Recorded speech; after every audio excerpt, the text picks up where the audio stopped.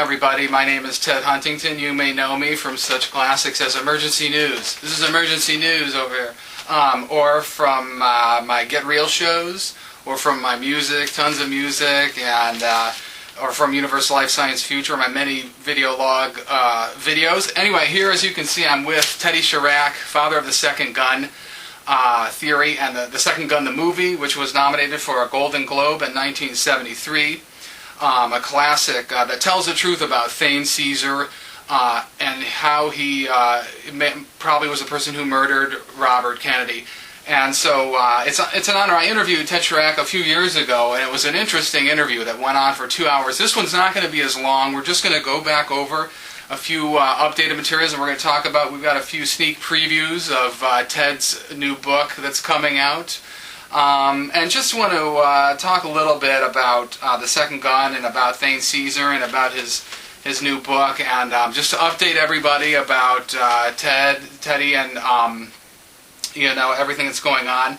And I really wanted to say that, just off the top of my head, I didn't really take a lot of notes for this interview, but what a classic achievement and what a classic film The Second Gun is. It was a Golden Globe nomination in 1973. I mean, other movies of 1973, and my question is, why don't we hear about The Second Gun? Other movies made in 1973 were American Graffiti, Black Caesar, like Thane Cesar, maybe Godspell, Harder They Come, Live and Let Die, Papillon, or whatever, Sleeper, Soylent Green. Soylent Green is people. You remember Charlton Heston's The Sting, or a classic movie, that Westworld. And but no Second Gun in BMG, Columbia House. It's never played on cable. We never see it, but we've seen all these other movies out on DVD and everything else, but not the 1973 Golden Globe nominated The Second Gun, which tells the truth about Robert Kennedy and Thane Cesar in particular. And what explains why this movie is not shown on cable and national television and in theaters like so many other movies of 1973? I mean, what explains that? Well, Ted, it really is, from 1973 is a crucial year, but 1974 was when the nomination for Best Documentary took place, and we received a Golden Globe nomination, and my late partner, journalist, filmmaker, Gerard Elcon, and myself were guest of honors. We had dates, and we had hoped to win, but we're satisfied. It became a classic, The Second Gun film probe, and preceding it were 2 record albums, Why, and the second was Who Really Killed Bobby Kennedy. Now, Who Really Killed Bobby Kennedy was banned in Los Angeles and America and the world for 40 years. I am finally going to release it to the American people in the world in my upcoming new book, which has been 40 years in the making. And it will be a different kind of book. And I call Ted the I Reporter. E-Y-E. Everybody's got a code name in Ted's yes. Ted's viewpoint. And some are nicknames, some are code names by the establishment, some are by myself. And it's done in good taste and facetiously, but with a lot of love and affection for the truth. And the book is the first 21st century blogger journalistic book. It is not a book from chapter to chapter. It's an original book. And that's what makes it so unique and different. It's not an ordinary chronology, and I am a veteran broadcast newsman, reporter, writer, public relations and publicity expert, and I have a background, a resume this thick as the ceiling in this room, in communications and media, in radio, television, motion pictures, records, well, they might say he's a weird cat. I'll accept it. Well, and not dull might be a better way of putting it. We're going to get into this book, and it's a massive tome because it's of Teddy's life experience with this. But I want to make some things clear for those of you who don't know about the RFK murder. It's been buried, and the story that's in the textbooks is completely wrong as far as I can see. And I wanted to clear up some mistakes that I made in that last interview with Teddy. A couple things. Just to summarize the facts.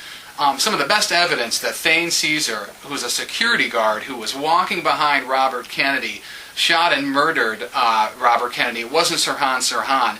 And there's a lot of evidence. But I have to say some of the best evidence is the Thomas Noguchi, the Los Angeles County coroner, who proved that the powder burns on the back of the body of Robert Kennedy showed that the gun was no more than 1 to 3 inches away. And then couple that with all of the witnesses, in particular the Maitre de Karl Eucker, who said in the second gun, all this is on the second gun if you would ever see this movie, and it's very difficult to find. Karl Eucker said, the Maitre d' said, that Sirhan never got more, the gun in Sirhan's gun never got more than 3 feet from the front of Robert Kennedy. So we're getting a phone call on the bat phone. Do you want to answer that and come back?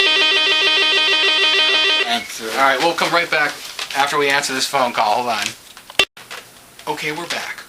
So as I was saying, so Thomas Noguchi, the autopsy, 1 to 3 inches of the powder burns. It's forensic science. You can't, it's that way. That's the truth.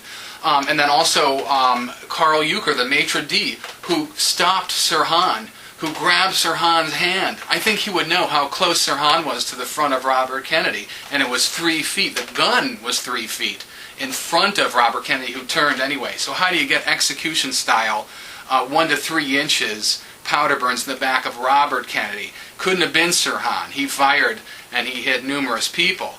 And there's other reasons, other evidence. A lot of other people. Don Schulman was another witness in the second gun who says, the guard fired back.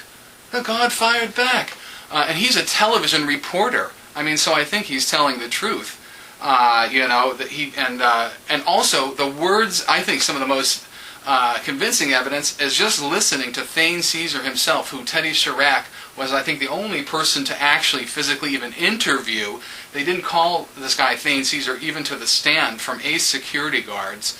And Thane Cesar says all about, if you look at the second gun, all about how there's going to be a race war, and all I know is the black man's not going to win.